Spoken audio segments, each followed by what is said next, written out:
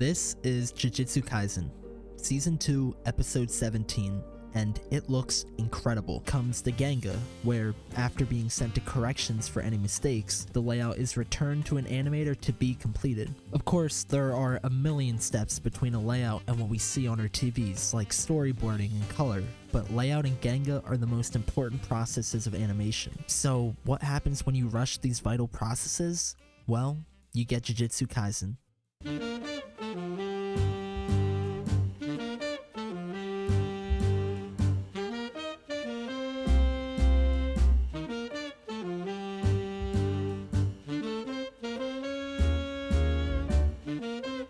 Every single episode of Jujutsu Kaisen Season 2 looks incredible. The fights are tense and dramatic, each one more important than the last. Every frame, brilliantly drawn and animated, trigger a shot of dopamine in my already oversaturated eyes. Jujutsu Kaisen Season 2 is in just a few months. So imagine this. It's early 2023.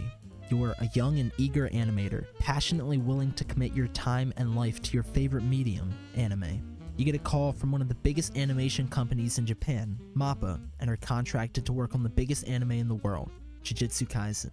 This is your dream job, and you finally made it.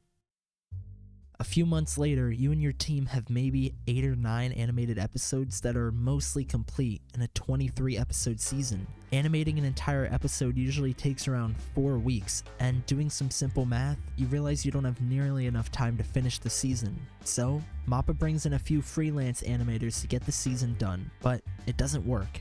Every episode is finished just hours before airing, and finished is a generous term. Every animator in the building is putting in 100 hours a week, trying to meet a brutal production schedule, and some animators are asked to do over 250 cuts in just 2 weeks. Generally, 100 cuts is a lot, willing to take advantage of. Episodes being completed just hours before airing, exceptionally low pay and high pressure deadlines, Mappa's employees had to go through hell to give us 20 minutes of entertainment each week. And still, even with impossible expectations, they delivered one of the best animes of the year. And its highlight episode, Season 2, Episode 17. From its very first frame, this episode starts off beautifully. We get a long shot of our protagonist, Yuji, talking to his grandfather, then a quick cut to a medium close-up with his grandfather telling him to help others. The scene's tone is warm and hopeful, innocent and inspiring. Yuji's grandfather, on his deathbed, has tasked him with helping those who can't help themselves, essentially Yuji's MacGuffin to become a hero. Then, immediately, the scene cuts from light to dark, with a medium close-up of the series' main antagonist, Sakuna.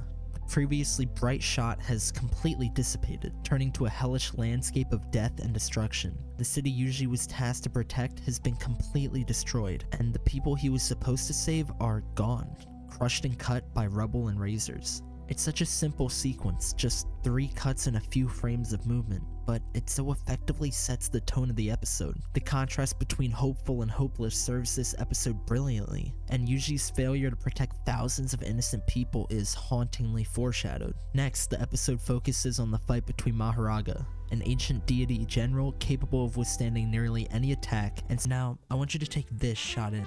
All of it. The clumps of blood floating through the air with rubble and rocks surrounding it. Razor-sharp cuts slicing with cleave and dismantle. Even bits of fire fling across the screen. And in the foreground, Sakuna, surrounded by chaos, remains perfectly calm and in control. Everything that Yuji was tasked to protect. Sakuna loses control over Yuji's body after successfully defeating Maharaga. And as he does, Yuji reawakens to the sight of nothing. No one. Ashes. Yuji, appropriately, breaks down. He was supposed to protect these people. This city was under his watch. Most of Shibuya would likely be alive. Thank you for watching.